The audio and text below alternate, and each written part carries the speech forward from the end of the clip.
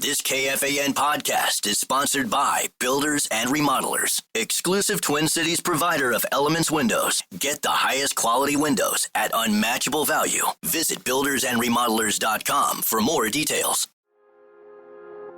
Something unexpected happened after Jeremy Scott confessed to killing Michelle Schofield in Bone Valley Season 1. Every time I hear about my dad, it's, oh, he's a killer. He's just straight evil. I was becoming the bridge between Jeremy Scott and the son he'd never known. At the end of the day, I'm literally a son of a killer. Listen to new episodes of Bone Valley Season 2 starting April 9th on the iHeartRadio app, Apple Podcasts, or wherever you get your podcasts.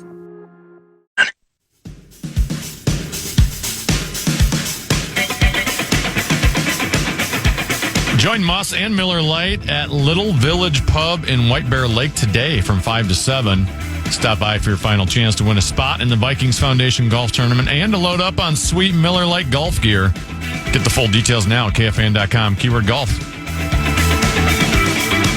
you say that it's a spot in the Vikings charity golf tournament? Is that what that Vikings is? Foundation Golf Tournament.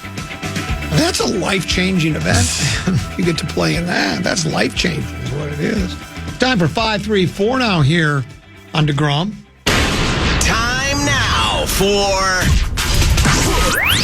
5 questions. Well, actually 3, but 5 sounds like more than 4. Question number 1. It's time now for multiple choice. Common, what player's stat line from the Twins' 6-1 win last night in Chicago is the most notable to you? A, Harrison Bader hit a Bader tater. I like that. He hit a 3-run homer. B, Byron Buxton was 2 for 4 with a home run. C, Carlos Correa went 2 for 4 with a run scored. Or D, Pablo Lopez gave up 1 run on 4 hits over 7 innings. Well, it's the White Sox, so that doesn't matter. You should do that. And I did, I know that there was some criticism of Lopez in his first start. He had a balk. He threw a pitch away. He wasn't as sharp as he normally is, but he's game in and game out, I think, our best pitcher. Though I suppose Joe Ryan could make an argument for that. But that's nice to see him rebound and get a nice start. Bader, I think, to me, is a pleasant surprise. I think he's been the best hitter on our team so far. Was he the kid from St. Louis? Played with the Cards last year, and I thought it was more just an afterthought kind of an acquisition, but he's been playing well for the Twins, so that's pleasant. To me, it's still Buxton. Buxton's still healthy after 5 games. There's 6 games now. After 6 games, Buxton is still healthy. That's number 1. Number 2, he's now starting, as the weather's warming up, his bat is starting to warm up as well. That's a nice, he's starting to figure it out. Now, that's his best game at the plate so far, but it's building off a couple of other one-hit games. The best part about Correa is, did you read the bit where the players were asking him to throw the ball into the dugout so they could save it because it was a monumental moment? Just teasing him, right? Because he hadn't had a hit all season. Been 5 games, he hadn't had a hit. And so they wanted to do they like when a guy gets his first hit ever, they always, toss the ball away for a keepsake. Yeah. They're so wacky. Well, I do kind of like that, though. I think that's, I'd like a little bit of, you have to have a bit of gallows humor when things are going bad. But did you say they're the first place Minnesota Twins at 2-4? All 5 teams in the AL Central Division are 2-4. So they're technically in first place and they're in last place. Yeah. That'll probably change as the year goes by as far as, I don't think every team is going to be, now 2-5, 3-6, blah, but, just somebody's going to go on a winning streak eventually. And I don't know what the winning record in the division will be. It'll be mid-80s for victories, probably. I don't think high 80s, but possibly. But, it does better. How about the Dodgers? Did Ohtani have a walk-off last night? And are they 8-0? 8-0, yeah. And this is where the ball guys, the Pohlad pocket protectors, and I do share some of their concern that when you have a handful of large market teams that are able to spend $300 million or more, they're probably going to have the best teams, or at least they're going to have the teams that make postseason play. But we've talked about it. You can. It's not like the only place you can acquire money to spend on your team is what's generated from the team as far as, the national broadcasting contract and ticket sales. You can dip into your own fortune, and most of these teams have owners who have very deep pockets. But as we've also pointed out, the Yankees have won how many World Series in the past 20 years? Like one? And the Dodgers, they've won 2 in the past few years, I think, but they had a long stretch where they weren't winning either. So the big payrolls don't guarantee World Series championships. What they do guarantee for the most part, though, is your team will be in the mix. And I think that's what most people would like to see. Playing in the AL Central, I think all 4 of those teams. I don't think the White Sox will stay, right now, like you say, it's a 5-way tie. I think they're going to distance themselves in the opposite direction as the season goes on, unless it's just one of those years. But I think the other 4 teams will probably be, neck and neck the whole way. Your Kansas City's is, your Detroit's is, your Cleveland's is, and your Minnesota's is what I would believe. Question number 2. It's time now for the lowdown in Dinkytown. The Gophers women's basketball team beat Belmont 75-63 last night in Indianapolis to win the WBIT championship. Tori McKinney hit 10 of 14 shots and 4 of 7 3-pointers and scored a career-high 26 points. She was named the tournament's most outstanding player. Mallory Heyer notched her second consecutive double-double, scoring 18 points with 16 rebounds. And Amaya Battle, who was named to the WBIT All-Tournament team, scored 17 points, 7 rebounds, 5 assists. Common, do you think winning the WBIT is a big step for this program? I don't know if it's a big step. It's better than the alternative not getting to any tournament at all. I don't think we'll have a parade for this. I ask you the question all the time. Do you like parades? That, by the way, is a jab at LaVelle E. Neal III. He wrote a column. Was that 2 years ago or a year ago when he basically thought there was a possibility we could have a parade for every single team in town. He thought the potential was that good. Remember those days? For the Twins, the Vikings, the Wild, and the Wolves, that do you like parades? But I don't think we'll hold one for that. But it's better to, again, it's important to the players, right? It might not be to the average fan. You and I we have, much like our show, we hold the other teams to the highest standards that we hold ourselves. And so NIT or WIBIT, whatever it's called, that's great. But yeah, if they want, I'm happy for them. If that helps build confidence. If this is the coach's second year with the club, I think now. We'll see where it goes in year number 3. But and I think they played most of the season again without their best player. Is that correct? I think the Braun character didn't even play. So we'll see. So good for them. Congratulations. But I don't know if it's a momentous moment or not, a returning point for women's basketball or not. I think that remains to be seen. Question number 3. And now it's time to go in the trenches. The Cincinnati Bengals lease at Paycor Stadium will expire on June 30th, 2026, unless they exercise an option to extend it by 2 years on or before June 30th of 2025. If the decision is made to not exercise the extension, the Bengals will essentially become geographic free agents after the upcoming season. Common, should the Bengals stay in Cincinnati, and if not, where would be the best relocation destination? Well, I don't think they would relocate, but maybe they would. I would think they would just go play at Riverfront for a while. Where do the Cincinnati Reds play? I'd love to see that again. Do you remember do you remember watching or seeing pictures or old videos of old football? Oh, yeah. When teams would play at a baseball stadium? Yeah. It seems like Oakland, they would do it all the time, or San Francisco, yeah. Loved that. I wouldn't like it as a player getting tackled on the hard infield turf, but I just liked the look of it. I thought it was cool looking. As a matter of fact, when we played sandlot football, sandlot obviously is a sandlot baseball, we would go to the park and play there just because we wanted to play on a baseball field like they did in Cleveland and Oakland and some of the other places.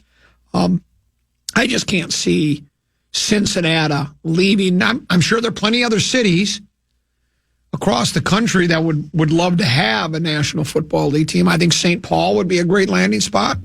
We talked about that before, Tennessee. About a year ago, we discussed about Kansas City, or maybe it was even within the last year, weren't the Chiefs, they got voted down on a new stadium or improvements or whatever it was, if I'm not mistaken, in Missouri, or maybe it was just, whatever county they reside in, the city. I don't know what the election was, but they said no. And so then it was like, I think the Hunt family kind of said, well, Wilbur, maybe we might have to go somewhere else. And that's where, wasn't it Overland Park or somebody in Kansas said, we'll take you. We'd love to build a stadium for you and have you over here. And that's when I suggested, I think this city could support 2 football teams. I think most major football is so crazy right now. I mean, it's the most popular sport in the country. I don't think there's any argument there. How about the St. Paul Bengals? Could you jump on that? Oh, with Burrow and Jamar Chase and T. Higgins, let's go. Would that be? So then you got 2 teams through. That's the beauty of being in the big city. For me, I wouldn't be one of those guys. I'm a Yankee fan. I hate the Metropolitans. Or I'm a Mets fan. I hate the. I'd embrace them both. I got 2 chances. This is kind of fun. Well, that's what I'm looking at now with St. Thomas playing Division I sports. We got like 2 college football and 2 college basketball and 2 college hockey teams to cheer for in this market. That's exactly right. I'm all with you. Increases our chances of one of them getting to the NCAA March Madness tournament. Or at least get into Wibbit. Yeah. So, yeah, I love it. So I would love if I was St. Paul, I would try to woo them to St. Paul. I'd love to. Think I wouldn't get a Joe, what you could call the stadium? Burrowhead. Brilliant. I'm just saying. I ain't saying, I'm just saying. And that's it for today's edition of 5 Questions. Well, actually 3 questions, but 5 sounds like more than 4. Controversial Vikings news. Other side of the break. Common Man program on the Fan.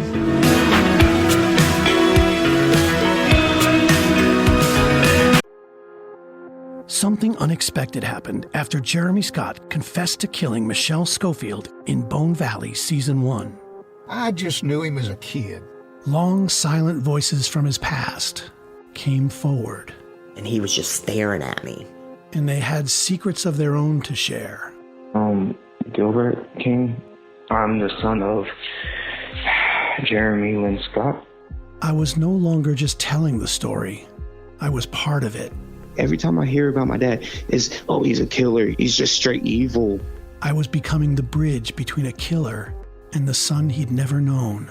If the cops and everything would have done their job properly, my dad would have been in jail. I would have never existed. I never expected to find myself in this place. Now, I need to tell you how I got here. At the end of the day, I'm literally a son of a killer. Bone Valley, Season 2. Jeremy. Jeremy, I want to tell you something. Listen to new episodes of Bone Valley Season 2 starting April 9th on the iHeartRadio app, Apple Podcasts, or wherever you get your podcasts. And to hear the entire new season ad-free with exclusive content starting April 9th, subscribe to Lava for Good Plus on Apple Podcasts.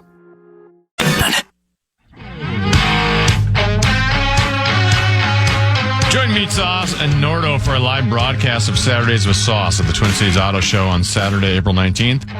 Drop by the iHeart Zone from noon to 2 to catch the show, meet the guys, and to snag your KFAN gear. Get the full details now at KFAN.com. Keyword calendar.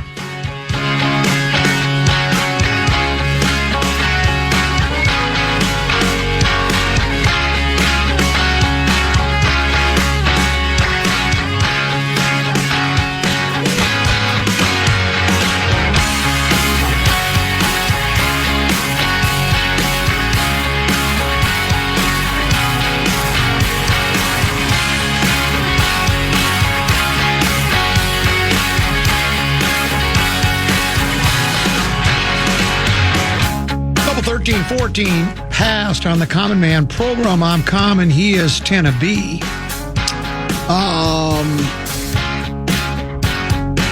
Someone wanted me, they said, could we get an update on the Augusta National Women's Amateur Tournament? He's curious because our favorite golfer here on the Grum, Bella McCauley of Minnesota, plays for the University of Minnesota, is participating. She was one of the amateur players that was invited because of her past performance over the last year. The women that have been invited play 2 rounds at a golf course, and I can't remember the name of the course, but it's near Augusta And then they take the top 30 in ties, and they play the final round on Saturday at Augusta National Golf Club in Augusta, Georgia. I tried to find the leaderboard, but tend to be I'm technologically inept. The way you're looking at the computer, I think you're looking for it right now. Yesterday, she was +3, tied for 55th. Where is she today? Yeah, when you asked me about it yesterday, I looked at the leaderboard, and at the time, she was almost dead last. She was 4 over through 8. As you mentioned, she ended up with a 3 over 75 yesterday. Mm-hmm. Today, she shot a 3 under 69, so she's even. And that projected cut, she's off of it by 1 stroke here, so I don't know if she's going to have a chance to get in there or not. So 1 under. Projected cut is 1 under. It looks like looks like about maybe 65, 70% of the golfers have already, I don't know, maybe like 50% of the golfers have finished. Okay. But so she needs some help, but a pretty good response after 4 over through 8 yesterday. And so, of course, we are keeping our fingers crossed for. So she's tied for 34th. Okay.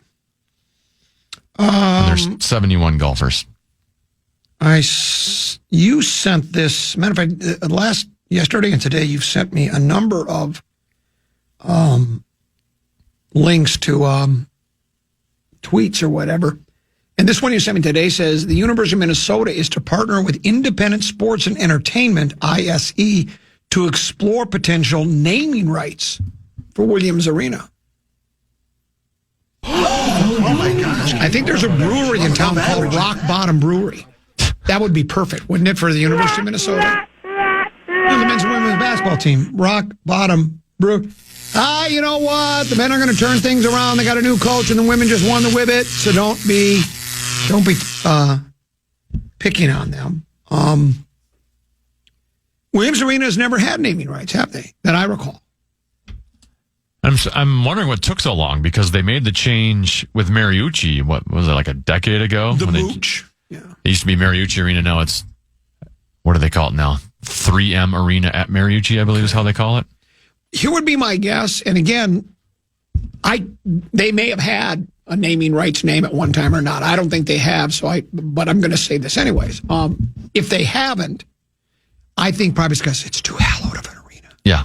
It's Williams. I mean, it's whenever it first, opened 1918 or 1922, whatever. It's got, it's the barn and it's got the raised floor.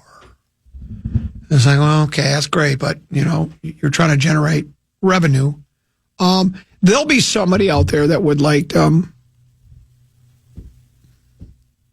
I have an idea. Well, go ahead. Are you doing a cheap shot? Because I'm trying to think of one quickly. Oh, I wouldn't say it's a cheap shot. It's just a really bad bit that'll go 8 seconds. Okay. It's called the barn, right? Okay. What about our friends over at the Blue Barn at the State Fair? If they just paint the thing blue and call it the Blue Barn, so you still kind of keep the barn name. You get the tie-in with the Blue Barn.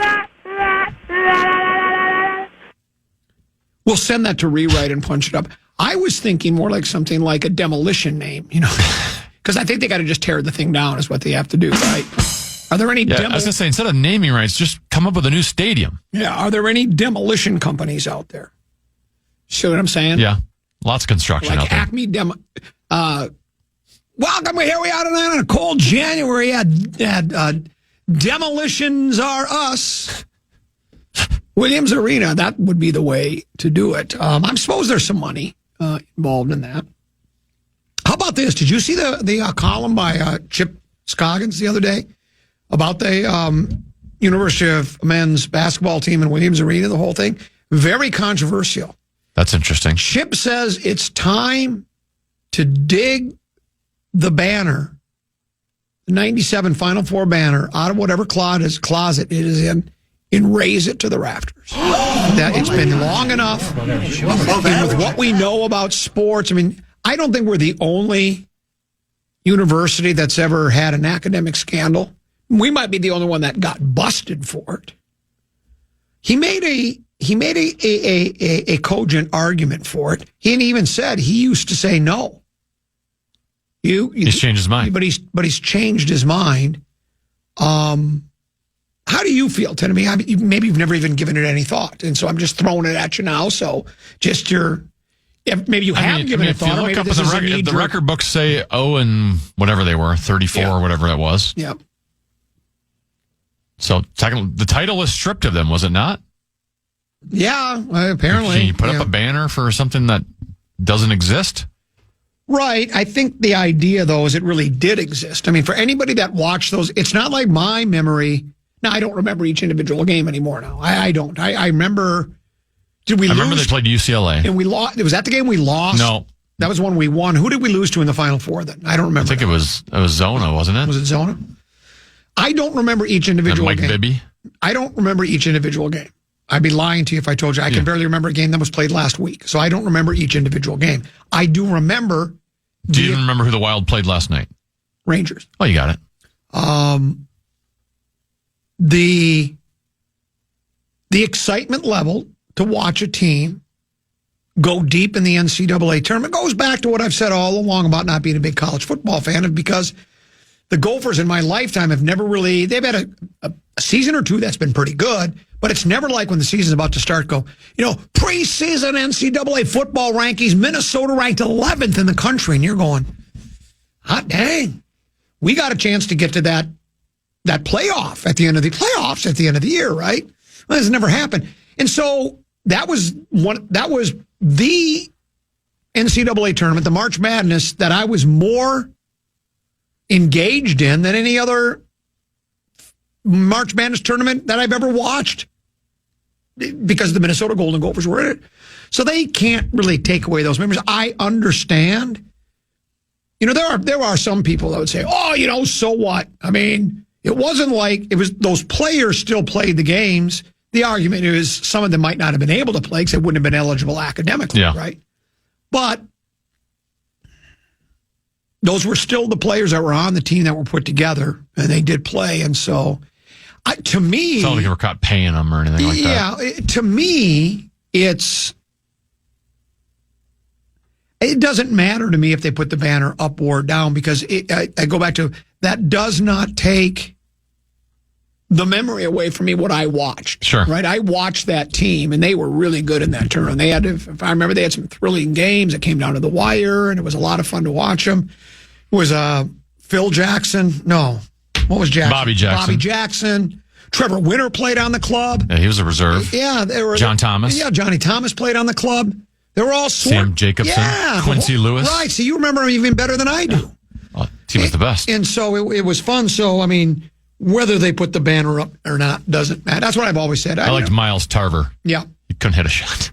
But that's what I've always said. Is like, well, you can go ahead and put 0 and 34 in the record book if you want. And you can tell me that it didn't happen, but I know it did, and it was wonderful. So I can't tell you the last time I've been to Williams Arena, soon to be Rock Bottom Brewery Arena. Yep. But at 3M Arena at Mariucci, they have like murals up of all like the great players that have played Gopher hockey. Do they have that at Williams Arena? And then if they do they include the 97 guys, or do they exclude them? Because I think you could still do that without having to hang the banner up. The 97 guys all didn't play just in 97, and those other years weren't vacated. So I think they probably... I was 2 years ago, I went to a game there when Deuce was in town. We went to... because Nebraska just happened to be in town playing basketball, and Deuce was here for winter break. But I don't remember if they had big banners up for the players or not. I don't remember. But so I've been to the barn more recently than you have. About 2 years ago, I saw a game there. So, nevertheless, let's take a break. I've got a couple of other tidbits regarding sports. Sports is your whole life, just sports. Other side of the break, Common Man program on the Fan.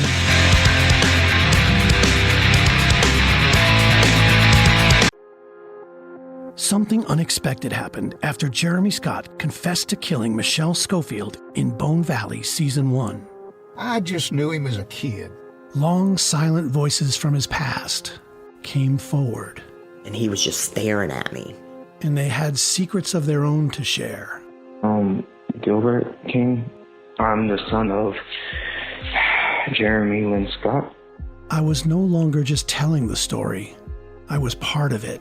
Every time I hear about my dad, it's, oh, he's a killer. He's just straight evil. I was becoming the bridge between a killer and the son he'd never known. If the cops and everything would have done their job properly, my dad would have been in jail. I would have never existed. I never expected to find myself in this place. Now, I need to tell you how I got here. At the end of the day, I'm literally a son of a killer. Bone Valley, Season 2. Jeremy. Jeremy, I want to tell you something.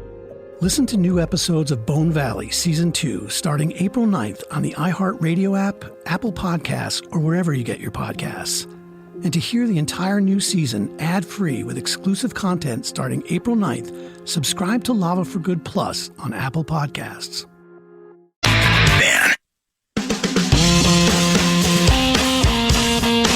Get ready for a night of nonstop laughter. Tom Segura's Come Together Tour is taking over XL Energy Center on April 18th. Tickets are flying off the shelves. Don't miss out. Grab yours now at KFAN.com. Keyword calendar. And if you can't see that absolutely hilarious comedian,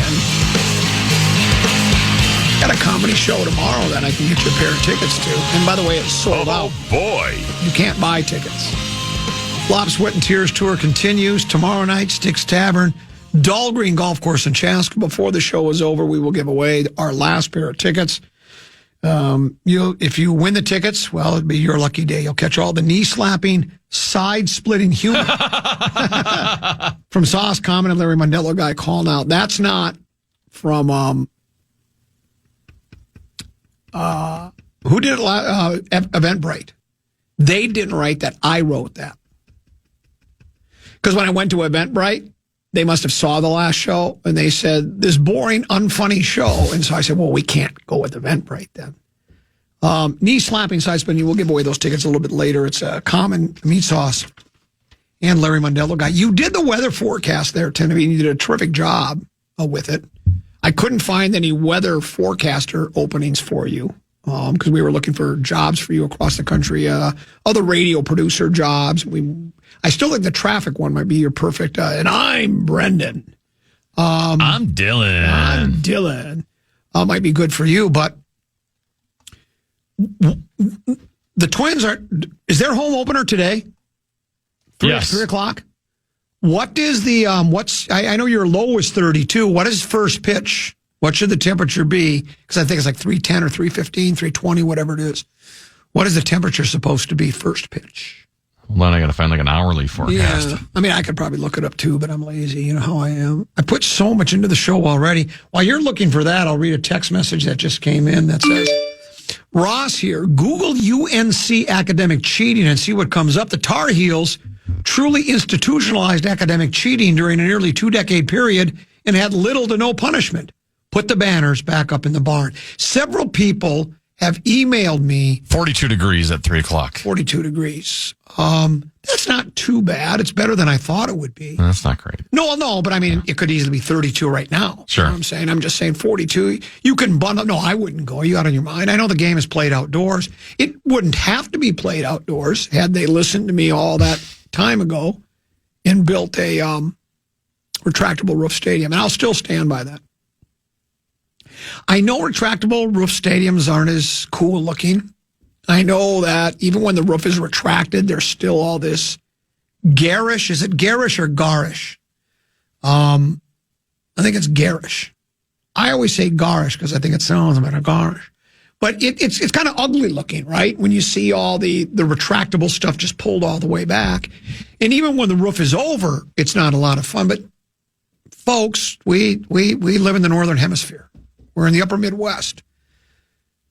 Tell me, and you know what? I know if you watch the game on television later today, you'll see a handful of rubes with their shirts off and say TWINS painted on their chest. They are aberrations. They are psychologically impaired, or at least alcohol impaired, right? That's why they're doing it. There's nobody that's going to tell me, they go, yeah, I like this. This is a great way to watch baseball. It's the boys of summer. Baseball was supposed to be played in pleasant weather. And my argument has always been, it's not necessarily for the fans. I think it is more comfortable to be in a short sleeve shirt. Like when you go to a Vikings game at US Bank Stadium, I know and spare me the text messages because I know you people do exist. No, I'd rather be outside in my snowmobile suit or my Carhartt. I'd bring back the old days. And I know you exist, and that's great if you like that. I can see there is some there's a romanticism there. I mean, I've been to Curly on a couple of occasions in the wintertime. I went there. I saw Aaron Rodgers' last game in a Green Bay uniform. Deuce and I, on the invitation of Badger Bob, went to see Kitties. That was the game where, had Seattle lost their game earlier in the day just before kickoff, the Lions win would have vaulted them in the play. That's remember when they started like 2-8, then they made that run and they won like 7 in a row. They ended up beating Green Bay, but it didn't matter to get them into the playoffs because Seattle had won earlier in the day. But it was fun, 20 degrees, but I wouldn't want to. I'd much rather be able to pull into the old U.S. Bank Stadium, take off my coat, put it in my hefty kitchen bag that I bring so I can take my coat and stuff it under my seat and not worry about somebody spilling a beer on it from behind, and sit there in a short sleeve shirt and jeans and tennis shoes and watch the game. It's like you're going to a football game today. But it's not just for the comfort of the fans, but more, baseball is a game that's supposed to be played when it's warm. When you're swinging, I just don't think the game is played at its highest levels when it's 42 degrees and a wind chill of 34. They just say the same thing with golf. Yeah. Right? Exactly. Would you really want to see him at Augusta playing in 42-degree weather? I don't think so. It's happened on occasion where it's been really cold at Augusta, but it just doesn't happen very often. So I still wish they would have built a... But again, I don't go to the games, so it really... It's no frostbitten skin off my nose. Sorry. But I do think the game is played better when it's warmer. That's why they call them the Boys of Summer. And then there's the Fall Classic. And now it's basically the early Winter Classic is what it's turned into. Do you remember playing baseball when you were younger, right? And you would start in Minnesota. You're starting in the spring, and there you'd have nights where it's 40, 45 degrees. You're out there playing, and you go to hit the ball, and it hits the inside part of your bat, and just stings your entire... Oh, that was the worst. Yeah, it was our version of the torpedo bat. So... Nobody liked practicing in that. No, I don't think anybody did. So... Oh!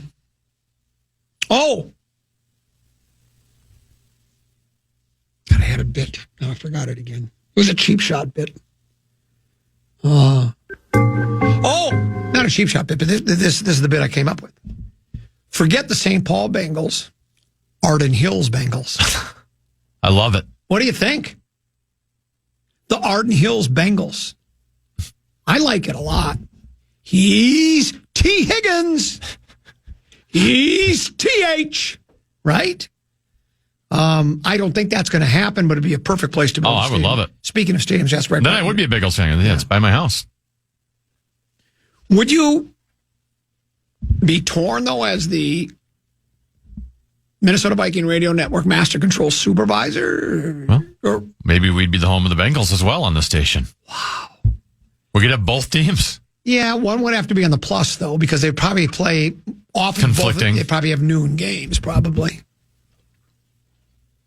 Well, the NFL now, they play games on Thursday night, Sunday night, Monday night.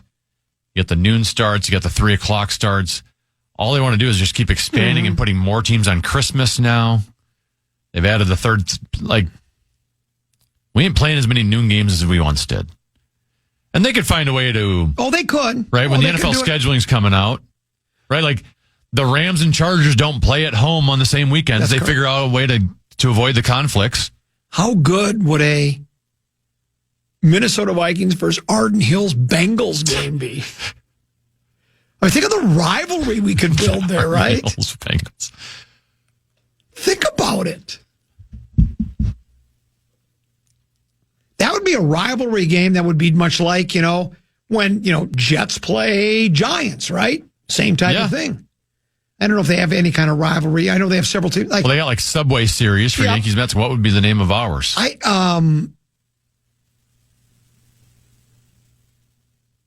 The Mermaid Series, because the Mermaid's right over there. Ever been to the Mermaid? Did they put the Mermaid back on top of the building? I read a story last summer they were going to put the Mermaid back. Oh, really? Somebody had it. Somebody actually bought it, and it's sitting in a garage at their house or somewhere. That'd be a hell of a game. Bengals versus Vikings. You know how jealous Ziggy would get, though, when you go, all of a sudden you have to go on the road to Arden Hills. You see just the beautiful, huge stadium. They've got all these tailgating lots. All this new addition, like hotels and restaurants, have been placed by it. No part in it. Oh, he'd drive there and be like, oh, this could have been us. Yeah, it could have been. The 694 series, maybe. The 694, right? Well, 35W will be the one that kind of divides. I-35. Oh, that's got a great ring to it. The I-35 series. That's good. I think we could run. Maybe have some sort of trophy they play for. Well, I know because Arden Hills Stadium would be built on the old munitions plant, so it could be like a cannon, or just like a great big torpedo, or some type of a grenade or anything. Sure. Some type of World War II type of. Oh, then you do all the war celebrations after. Yeah. You do the grenade throw celebration. Sure, that might get you punished these days. Yeah, you might, but. The drive for Highway 35. Ooh. It's all got potential. Well, even, we were just talking with Rosie the other day about how the expansion Blaine wants to do. Like, Blaine wants to become like the next Maple Grove. Oh. They're investing so much money into Blaine. Step up. Go get the Bengals. Blaine, they already are the Blaine Bengals in high school. They are. Step up, Blaine. And then spend some money. And then in honor of the high school team, once a season, the Bengals could have their colors, that dark blue and light blue that Bengals, that Blaine High Almost School like their has. throwback uniforms. Yeah. Have it just kind of in whatever honor the Blaine High Bengals School. fight song is, you could use for the team. It all works out as far as I'm concerned. I got no issues with it. There was here's another controversial take that appeared in the Fish Wrap Factory West Side. Legendary Pat Royce. You know what I think they ought to do? Baseball, they've ruined the game. He's a ball guy. He admits it. He says, and, this has been discussed before, that Major League, all the seasons are too long, right? In baseball, the longest of all at 162 games. And I'm kind of, just paraphrasing, trying to get to the gist of what he was talking about was, there's too many games that almost seem to make a lot of the games meaningless, right? But then he says, and I agree with this, he says, postseason has just gotten to be too long. He went through the entire growth of postseason play in baseball. Used to be just the American League, met the National League, there was a World Series, and that was it. Then in 1969, they went to divisions in both leagues, and we had a division series. It was just a best of 5. So the Twins were involved in the first 2, and of course they lost 3-0 to Baltimore in both those. Then of course they expanded that to have more, they had, and now it's like, I think Royce said, you have to win up to like 13 games to get to the World Series. And his point was, and I think this is valid, he talked about by the time you get to that point of the season too, your pitchers who already are pretty taxed. Yeah.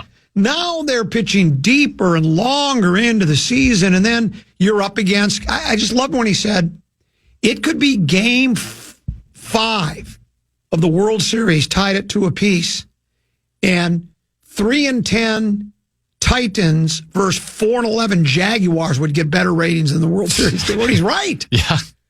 More people would watch that awful football game, and you know what? I might be one of them that would watch an awful football game. The Arden Hills Bengals would definitely outdraw them. Absolutely. Yeah. So he suggested, shortening postseason again, go like, if you want to keep a lot of teams in there, best of 5 World Series. I tend to agree with that. It has gotten too much. It is too much.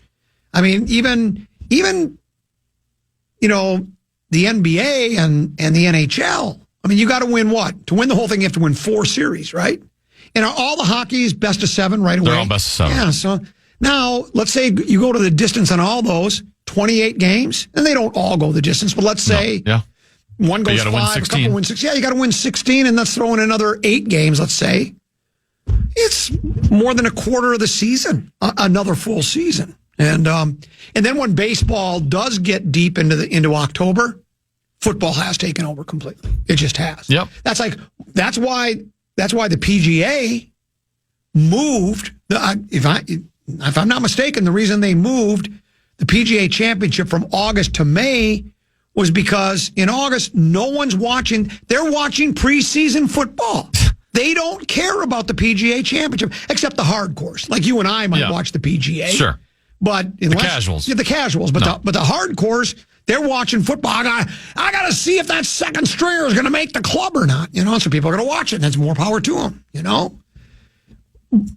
But now, when the PGA's in May, your last majors that I think is either the last weekend or second to the last weekend in July. They're in the middle of training camp. And so the Open Championship is played across the pond, and it's all said and done. I agree with Royce. I think the regular season should be shortened too, but I think, that's water under. They're never because of and the players wouldn't want that either, even though I'm sure they'd love to play less games, but that means less revenue, so smaller salaries, right? Can't sell as many. The TV packages. Money has gotten in the way of everything. Yeah. So that's going to happen. Though my solution, again, I talked a little bit about I brought this up before, and I was talking about with Rosen yesterday. We were talking about the double headers in baseball. They used to regularly schedule double headers back when I was a kid. They weren't like makeup games. They had double headers. And if you wanted to shorten the season, as far as how deep you go into October, you just have regularly scheduled double headers again. And Rosen brought up the argument the owners would bring up, and I get it. They don't want to do 2 games for the price of 1. That's where you do the day-night doubleheader. You have 1 game start at noon, and the next game start at 6. You clear out the stadium and bring in the next crowd. Sort of like doing a comedy show. There was a time Sauce and I could do 2 shows. We can hardly sell out 1 anymore, though we did sell out our show for tomorrow night. I'll give away tickets in a little bit. But, thank you. But, overall, would if you split your day into 2 games, would you make more or less if you just had 1 game? I guess it depends upon how good your team is and what the weather's like. If you have a really good team, there's a demand for tickets, and we talked about this with Rosen yesterday. There's some fans, like 10 of you have a family, you might say, well, I got my own Little League baseball game at 12. I can't go to the noon game, but we can go to the evening game, and we'd like to. So I think you could still do it. If you did 1 regularly scheduled doubleheader a month, April, May, June, July, August, September, that's taking 6 games from the back end of the schedule, right? So if this season's ending like October 12th or whatever it is, well, now it's October 6th.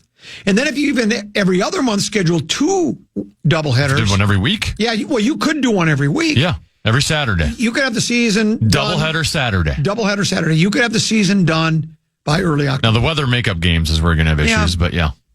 But they won't do that. But I thought the piece by... Actually, the weather makeup games, you just schedule more doubleheaders. Well, that's what you would do, I guess. And I thought Royce raised some interesting issues. Somebody said the PGA was moved because of Olympic golf. No, it wasn't moved because of Olympics is only once every 4 years. They're not going to change their entire schedule because of the Olympics. They were competing against pro football, and nobody cared. The numbers were down for viewing of the PGA Championship because people are watching football. Well, and heck, even like Mark Cuban before, when he was the owner of the Dallas Mavericks, he had thrown out the idea of the NBA should be played in the summer. You have less competition, right? You're not dealing with it's more kind of a summer sport anyways. I know it's played indoors, right, but I know what you're saying. Yeah, a lot of play. It's not like it's not a cold weather sport necessarily, other than we just play it during the winter because that's just the way it's been. But to avoid the National Football League, you'd have far less competition if you just play the NBA season in the spring, summer. No one should play baseball in late March and early April or late October, early November. Ridiculous money grab enabled by idiot consumers. Pigs at the Trough guy. I think Pigs at the Trough guy is spot on there. I think that's what it is. I think now much of this I think had to do with Chicago being so bad, but I watched one of the White Sox Twins games. literally, we have more people at Flop, Sweat, and Tears than the Chicago had in the stands. So it's like, what's, and I know that the money they're generating from the television is really what's generating that, but they got to be taking a loss at the turnstile, right? There's nobody going to the games. They're not selling any concessions on those days, or very little. So, yeah, it doesn't make any sense. And I'm wondering now, here in Minnesota, we've been very supportive and very, we're a hearty bunch of people that we go to that opener regardless of the weather. Do you think it will be a sellout? I mean, I think all the tickets are sold, but do you think it will be a full stadium today? Or do you think there'll be some people that go, not on your life. I'm not going anywhere near that place. I mean, they've done it in the past and sold it out, so I would imagine it would be pretty full today. Now, the game's later in the week with this weather, because it's not just a one-day weather thing here. I don't think it's going to look very pretty. If I told you could have a pair of tickets right now behind the first base dugout 3 rows up for today's game, would you go, or would you say no thanks? I wouldn't go. No. I have zero desire. I don't know if I might not even go in June or July, but certainly today I wouldn't have any interest in going to a game like that. But they will have first pitch. It's not long from now. It's It's a little before 2. First pitch is scheduled for 3:10. Is that what it is? I think it's a 3:10 start, if I'm not mistaken. The legendary Mark Rosen, I don't think he's missed a home opener in decades. My guess is I'll ask him. He's probably going to want to duck out early so he can get down there and be there in the stands and watch that game. I'm sure he's got tickets. We'll ask him when he joins us. It's the Grum with Tenemy, Common, and soon to be joined by Mark Rosen here on The Fan.